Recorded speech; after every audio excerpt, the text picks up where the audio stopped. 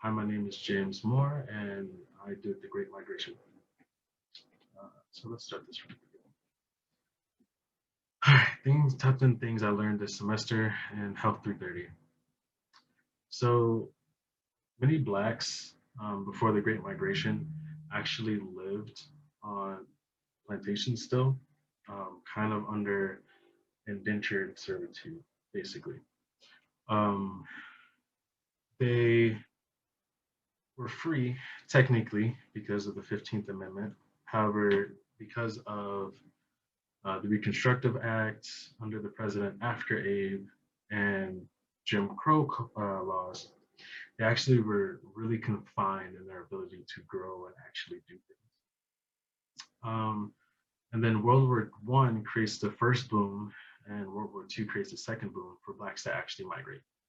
So you're seeing a map of the concentration of the South and how the concentration of Blacks in the South and how they moved further away to different cities looking for jobs because people were actually recruiting.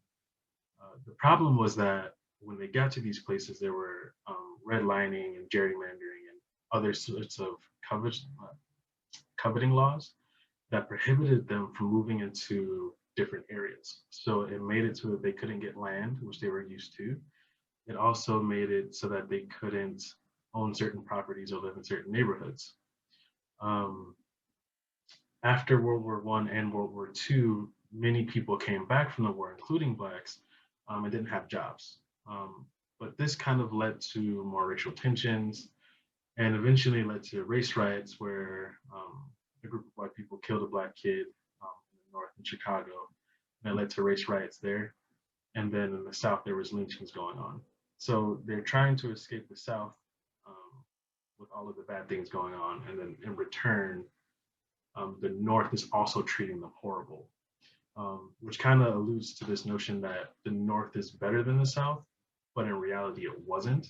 It was pretty much the same. The South was just more blatant, I guess is what you could say. So the ripples of the Great Migration we still see today. Because of the covenant laws, basically prohibiting people from moving into these areas, you got higher levels of segregation, such as Chicago is Chicago is the highest segregated city in the nation currently. It has been for a long time. And what you see is in these really high concentrated areas of segregation, there's increased firearm homicides that are actually directly correlated with higher levels of segregation. And Blacks dealing with this have kind of attempted several times to kind of restart their own society. We saw this in Tulsa, Oklahoma, where they had Black Wall Street. And the government and other racist people went in and killed a lot of innocent Blacks and burned down the city. And that is called the Tulsa Race Massacre. But there were certain positions where society kind of greeted them or allowed them to have their own. And they did it really well, and that's the Harlem Renaissance. And the Harlem Renaissance kind of sparked a ability to view people of your own race in the Black community that wasn't there before. So you had people like Bill Russell or some other poets that kind of paved the way for others to come. And some people that have seen this blessing is due to the Great Migration was Denzel Washington, Jackie Robinson, James Earl Jones, all people whose parents moved with the Great Migration and they grew up seeing people in places like Harlem and actually experiencing a visual representation of what it would be like to be a successful Black person.